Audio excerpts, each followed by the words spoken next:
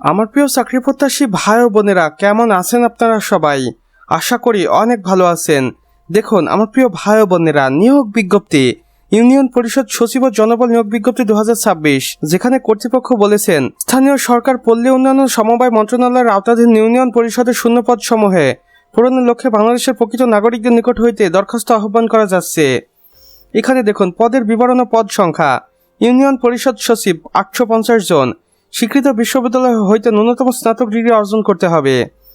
এরপর রয়েছে হিসাব সহকারী কাম কম্পিউটার মুদ্রাক্ষরিক বা অপারেটর, যেখানে 1200টি শূন্যপদ রয়েছে। এখানে আপনি এইচএসসি পাস করে আবেদন করতে পারবেন, তবে অবশ্যই বাণিজ্যিক বিভাগ থেকে অগ্রাধিকার রয়েছে। এছাড়া কম্পিউটার টাইপিংয়ে দক্ষতা থাকতে হবে।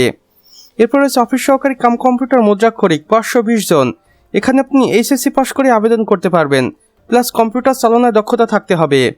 এরপর রয়েছে কার্য সহকারী ও অন্যান্য, যেখানে 300 জনকে নিয়োগ দেওয়া হবে।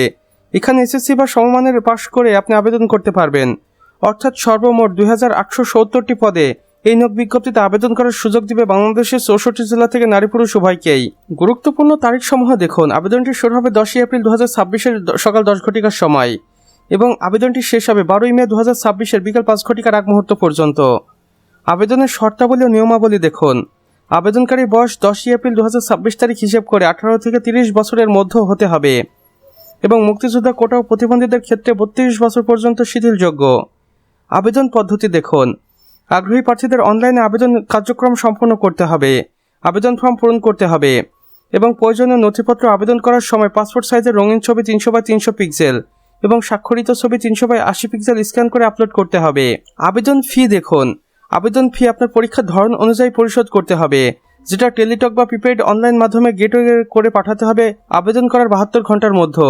আপনাদের স্পষ্ট করে আবেদনকারী অফিসিয়াল ওয়েবসাইটগুলো দেখিয়ে দিচ্ছি। আপনারা চাইলে এই দুটি অফিসিয়াল ওয়েবসাইটের মাধ্যমে যে কোনো একটির মাধ্যমে সরাসরি কর্তৃপক্ষের নিকট যোগাযোগ করতে পারেন এবং জেনে নিতে পারেন এই নিয়োগ বিজ্ঞপ্তিটির সম্পর্কে A to Z। যেখানে বিশেষ দ্রষ্টব্য কর্তৃপক্ষ আরও বলেছেন, অসম্পূর্ণ বা ভুল তথ্য সম্বলিত আবেদন সরাসরি বাতিল বলে গণ্য হবে।